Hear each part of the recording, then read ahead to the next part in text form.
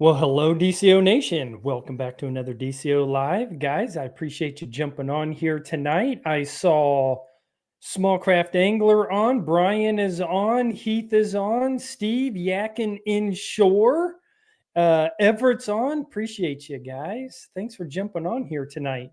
It has been, I tell you, it's been a heck of a week for me. Work has just been crazy. I've been busy.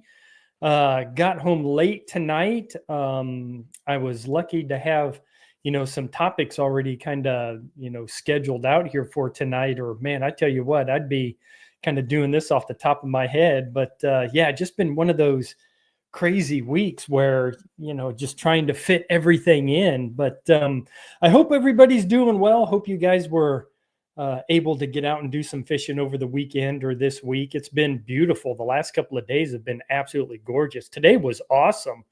Tony, how you doing, buddy? Hope you're doing well, man. Thanks for jumping on. This morning, I think it was like 66 degrees, low humidity, just absolutely beautiful out. So, I'm knocking on wood. Maybe we're just starting to see that little bit of a change in weather. But my latest show for the Outdoor Radio Network is out. It dropped on Wednesday. And again, there was another little glitch, but that goes back to my snafu the first week. So the new episode didn't actually drop until 6 p.m. on Wednesday instead of 10 a.m. because of that little bit of a glitch. But now moving forward, we ought to be okay. I'm not a tech guy. I grow grass for a living. I'm just an agronomist, and, I'm a dirt guy. So still trying to figure out all of the tech stuff. But Yakin and Steve. Yeah, it was with Captain Jason Burton. I appreciate you listening. And it was great interview with Captain Jason. I always love sitting down with him and chatting it up. And, he told the story of that, that 29.5-inch flounder that he caught.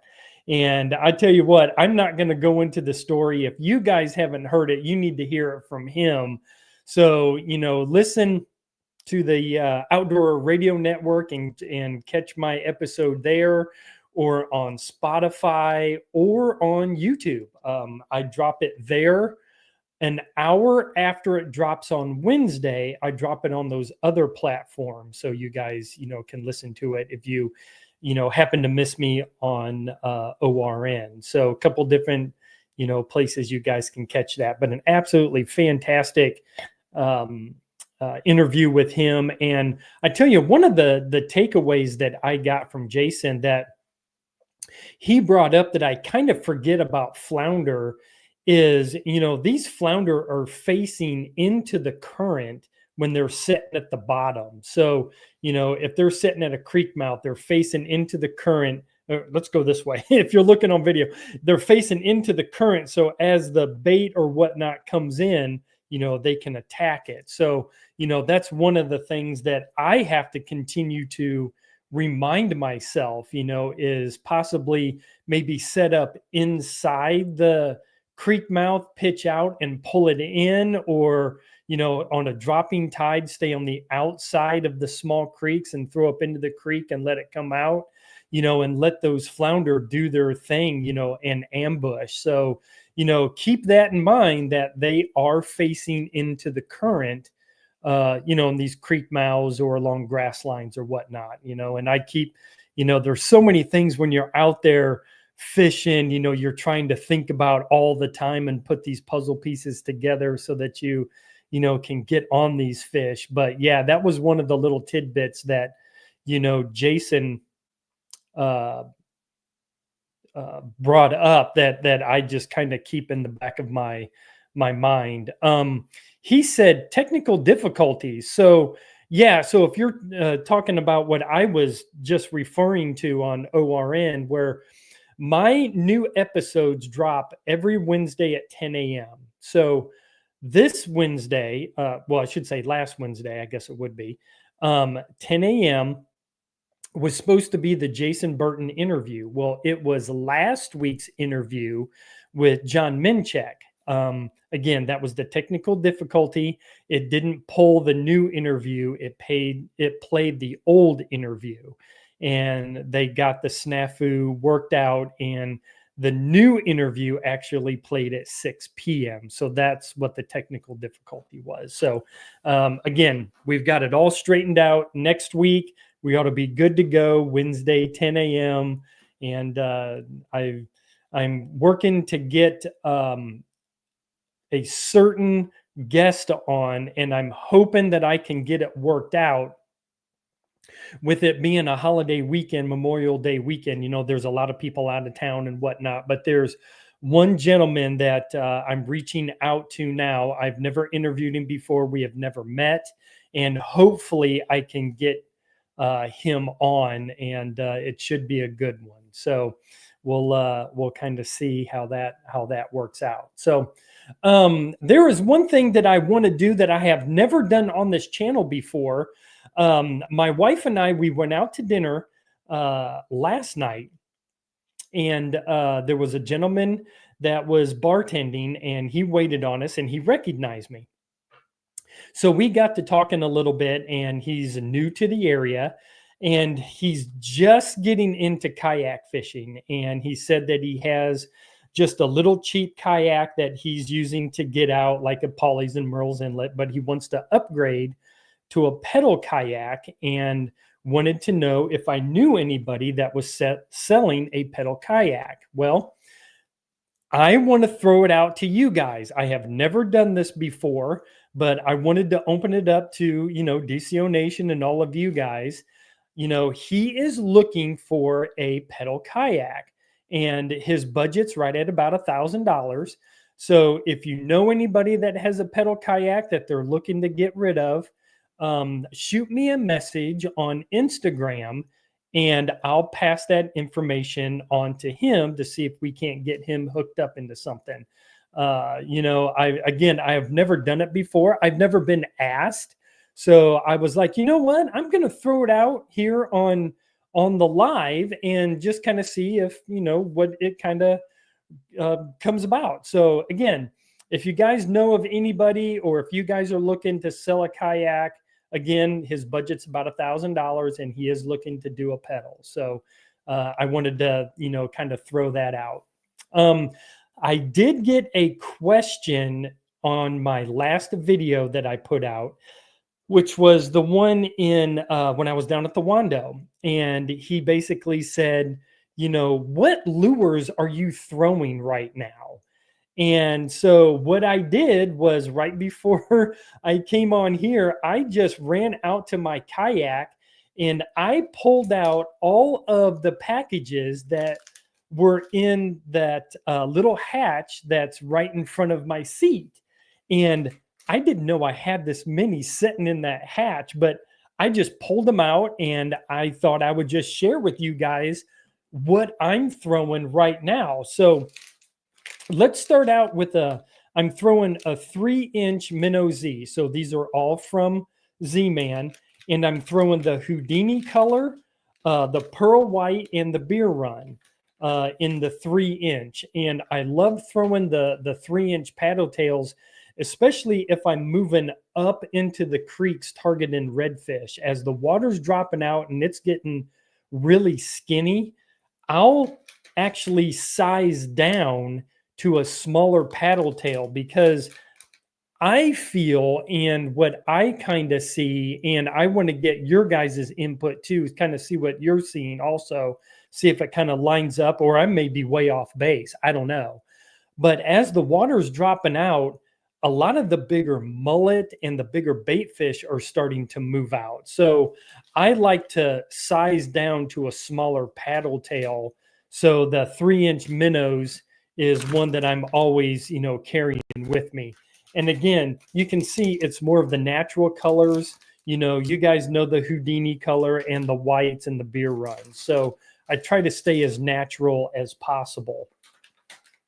But with that being said, I am still throwing 4-inch diesel minnows. So I've got it in Bad Shad, which is that, that shad color. You guys know that one. Pearl blue glimmer, again, kind of a very natural, translucent color. The deal color, which I love, and then a little darker, the right stuff. So those are kind of the 4-inch paddle tails, again, from that light to dark color, just kind of covers that whole range, whether it's, a cloudy day or a sunny day, whatever. But, 3-4 inch, that's what I'm, starting to gravitate towards. I do still have the kicker crab in there. This is in Bloody Mary Sunday. I like that color. And I also like the deal color in the crab, because that's a very natural looking blue crab color and enough weight to keep me on the bottom. So whatever that is, 3/16 quarter. If I'm really skinny back up into the creeks, it may be 1/8 of an ounce. So, I still like throwing the kicker crab. When I was at Polly's several weeks ago, I was back up into this creek and I was seeing crabs all over the place, those blue crabs. And they were from just, real small, a couple of inches, to about 3 or 4 inch blue crabs. So, that kicker crab is a great mid-size crab lure that they are still targeting. Moving on, yes, I still have a bunch to go. Like I said, I didn't know how many I had, but shrimp pattern. So Prawn Star, I'm throwing the Prawn Star. This is actually in brown shrimp. Okay, little natural color. And then this is the 3-inch shrimp from Z-Man. It's the scented, and this is in fried chicken color. Again, I like that fried chicken color because the brown shrimp or the white shrimp are hatching right now. I don't know which one it is, but we are definitely getting a shrimp hatch. And yeah, so that fried chicken color with that chartreuse tail really does match that hatch really well. Again, when I'm back up into these creeks, I'm seeing a ton of shrimp. The Baller Z, so the jerk shads. So the Baller Z is, in that jerk shad family. That one's in Beer Run. And then I've got one in the deal color, 4-inch jerk shad. And then this one is in smoky shad. So again, I love those natural colors, the jerk shads popping right off of the bottom. And, just giving them just a couple of quick little hops and letting it set in a couple of quick little hops. Now, the one lure that I threw in a couple of weeks ago when I was going to go down to Charleston, but I didn't pull it out for the Wando because I was having success on the Baller Z. But this is let me get it open here. This is a lure that I threw about 1.5 years ago in and around some docks, and I ended up catching some flounder on them, and I wanted to throw them again. This is the Savage Gear little crab, and again, it looks like a little bitty blue crab. It's about maybe the size of a quarter, and but it's a 1/4 ounce, and these things work great. But I wanted to throw it around to see if maybe I could pick up maybe a sheep's head or again, some more flounder, redfish, something like this. Now, when I threw this into the kayak, a couple of weeks ago, it was pretty funny because I came back inside, I turned on YouTube and I started to kind of surf around, where I fell onto a guy. I watch him all the time, Elias V Fishing. You guys probably know him. He's up in Wilmington. And he had just put out a video where he was using this crab in his video. So he beat me to it on the video side, but he was crushing it. Go check him out. He's absolutely awesome. I think I'm actually going to reach out to him. I'd love to interview him and get him on the show. But he was crushing it. He was catching everything with this little crab. But, I fished with them, like I said, about 1.5 years ago. I was pitching them around some docks down in Charleston and actually was picking up flounder on them. So they work great. And again, I wanted to try it again. But as you can see, guys, here's the packaging. It's the Savage Gear shrimp. I don't know if you can see it real well. There's a little bit of a glare, but check it out. Throw them. And if you have thrown them, let me know how you guys have done with them. So that was the question. That was it. That was all that I had in my kayak, which is a ton. I need to probably pare that down a little bit, but going into fall, that may change a little bit, but probably not a whole lot. Those are really kind of my go-tos. I may go even a little bit smaller fall and then going into winter. Going into winter, I love the slim swims. This is actually the one that I caught my 31-inch redfish on. I keep it right here in my office, but the little slim swims will start to make an appearance, come wintertime. And smaller shrimp profiles. Voodoo makes a very small little shrimp. I think it's like a 2-inch little shrimp, and I'm actually going to start throwing that this winter. So, really paring down for those winter patterns. But so hopefully that answers that gentleman's question. And I can't remember what his name was. I should have probably have written it down, but I will now answer that into the comments for YouTube now that I answered it on here. So, but let's talk about my last trip. So I got out and it was, let me see, right at about the bottom of the tide. That was the day I met you, Brian, out on the landing. And I think I was in Merle's Inlet, and I was maybe an hour or two once the tide started to come back in. So there was this one creek that I really wanted to fish, and it took me about, almost 45 or 50-minute run to get to this one creek. I don't fish it very often, maybe once or twice a year. I don't get up into it. It's actually a dead end creek. And in the back of this one creek, it forms like a big pool. And usually there's, some redfish back in there feeding, and there's usually some flounder back in there. So, it had been a while since I'd been back in this little area. And so I wanted to, make a run up there. So I made the run. I, fought the tide and got up into there and started fishing around. I saw plenty of fish. I saw a ton of bait. I saw shrimp. I saw some mullet that was, starting to push that 5 to 7 inches. So some bigger bait. And so I kind of pushed all the way back. It didn't take me long to get back to the backside of this creek because the current was really ripping in. And so I got back in there. I did see a couple of redfish. They were pushed all the way back up against the grass. I had a shrimp tied on and a small paddle tail. And I stood up and I was able to do a sight cast to him, and he never took it. So I kind of, stood there for a minute, and I saw a second one, and I threw the shrimp to him, and he didn't have any interest in it. So, I made a couple of pitches towards them. They kind of were just milling around.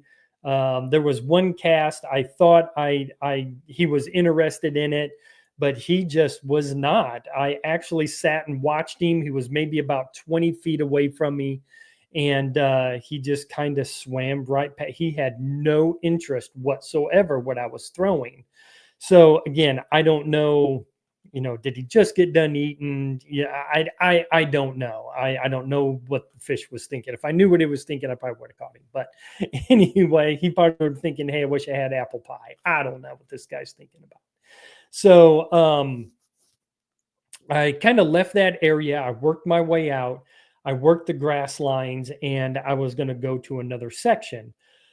Well, something happened to me that has never happened before in the years that I have been kayak fishing, and especially in all of the estuaries and the marshes and all of this. As I was leaving this creek and getting to the creek mouth, the current was ripping so strong, I couldn't get out of that creek. I was pedaling and pedaling, and I was actually going backwards. That's how hard this current was pushing. And so I was just like, holy cow, I can't get out of this creek. And it was probably, gosh, I'm going to say 9:30, 10 o'clock. Okay. It was something along those lines. And the high tide was at about 11:15. Brian, correct me if I'm wrong. It was something along those lines, 11:15, 11:30. And so I was like, well, what if I just kind of, well, obviously stay in this creek? I'll fish this one area again. I'll kind of let this tide kind of settle down a little bit, and then I'll push back out. And it took about another 45 minutes or so. I just kind of stayed up into some eddy areas. I fished around, never got anything, not even a sniff, not a bite, never even lost one at the boat. I mean, I was skunked out. I could not get a fish. And so I finally got out of that creek. And once the tide switched around, yeah, Brian said, yeah, the tide was ripping. High tide was around 11. And I tell you what, once we got to high tide and slack tide, the wind calmed down and the tide really did slow down and stop. Now, obviously, that's what happens when it switches around. But even when it started to switch around, it was not pushing out how it was pushing in at all. So that was really, really crazy. But, I could not find the fish. At one point, I was up in one creek standing up. I made a couple of casts where I thought I saw some fish. Don't really know, but I went ahead and I made a cast anyway. And I actually saw Brian on the other end of the grass. He was moving kind of up and away. And, I gave him a wave and, and I was skunked at that point. I could not find fish. And so, I was like, hey, listen, it's 11 o'clock. It was pushing noon. I started working my way back to the landing. And as I was getting back to the landing, I literally could see where I was going to pull out. And I caught a 14-inch flounder. So I can't say that I got skunked, but man, it was a tough day. So I want to ask you guys, and I know you guys are on here now because I can see you.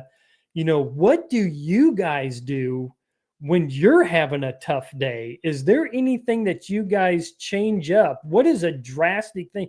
Do you go from, throwing a big lure to a small lure? Do you completely change your tactics to, I'm leaving the skinny creeks and going to find deep holes? Because after a while, when your confidence kind of leaves you,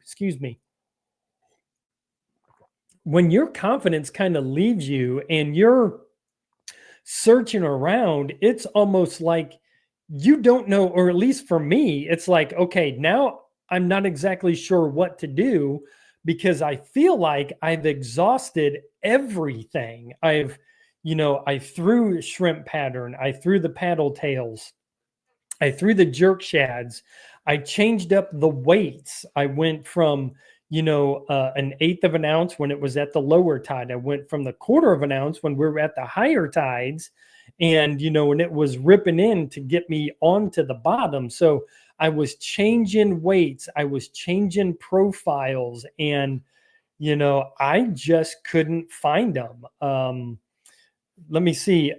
Heath said, let me throw you up here on the screen here, buddy. Said, I switched a couple of weeks ago to the salty Ned shrimp and the slim swim and picked up used flounder and a small red after about 4 hours of nothing. Okay, so you just went small then, and then you started to pick up fish. Everett said, let me pull him up real quick. He said, I pull up into the grass and eat a package of crackers and start over. Dude, we're on the same thing. I actually sat up against the grass and I had a like a Slim Jim and I was eating a Jim and I was drinking some water and finished off my coffee and I was just like, okay, do I need to bring my Zen back and just kind of sit there and like, okay, take a deep breath and just kind of, just almost just reset. But yeah, man, yeah, I do that too, Everett. Man, I'm telling you, just taking that break. So, but yeah, going back to Heath, maybe I should have just dialed it way back and maybe even went to like a TRD. I didn't. You saw what I had in the kayak. So I didn't even have a slim swim or a Ned shrimp. I've got them up here on the board. I'm looking at them right now. Maybe I should have done that. Yakin Inshore, Steve, he said, I start trying different retrieves and also different lure colors for sure, especially go to my confidence lures. Yeah, absolutely. There's been a lot of days where I've done the same thing. Yep. A lot of times, fishermen, we're stubborn. It seems like we stick with just the same thing, and and we don't want to change it up. Terry threw in here. Terry, good to see you in here, buddy. Appreciate it. He said, I go right outside a creek mouth and fish live bait. See, now that's something I thought about this when I was out there because there was a guy at the landing when I got in was practicing throwing his cast net. And, the cast net does not take up much room in my kayak. I should start to carry the cast net with me. And if it starts getting tough, Terry, I think you're right, buddy. I think maybe I just, go to some live bait just to get on a bite. Absolutely. Again, I think that's my stubborn nature that it's like, I'm going to figure it out or I'm going to die trying. And yeah, but yeah, I think I'm going to start carrying that cast net with me. See, he's just popped in. He said, I was watching feeding fish and bait everywhere, and they didn't want the prawn star and the 4 and 3 inch paddle tails. Yeah, that was probably it. I was seeing a lot of small shrimp. But again, I just didn't have it with me. But I think you've got me convinced. I think I'm at least going to carry a pack of the smaller Ned shrimp and maybe some slim swims just to have it with me, and and maybe kick out a couple of those other things. So yeah, let me see. Brian, Small Craft Angler, says, I was having a rough day myself, forgot my lunch. Ooh, man.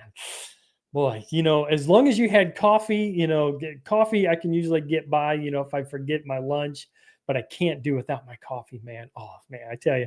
But he said, I think my biggest mistake is not changing things as much as I should when things are not working. Again, absolutely. I think I am in the exact same boat, just being stubborn. So I think, that's going to be my takeaway tonight. And I appreciate you guys, throwing that kind of stuff into the comments. And, and that's really what I love about this Thursday night live, is to get the feedback so that we can kind of help each other out, getting on more fish. So, I'm going to do that. I'm going to change things up.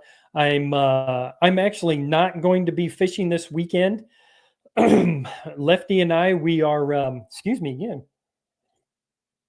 We are heading to Tennessee, and we're going to be hanging out. We do what we call the Cousins Weekend, and there is a ton of people that get together right outside of Knoxville, Tennessee. So they have a beautiful property, and we're going to be hanging out at the pool all weekend. So I am not going to be fishing this weekend, but then the next 2 to 3 weeks, I'm going to be hitting it really hard.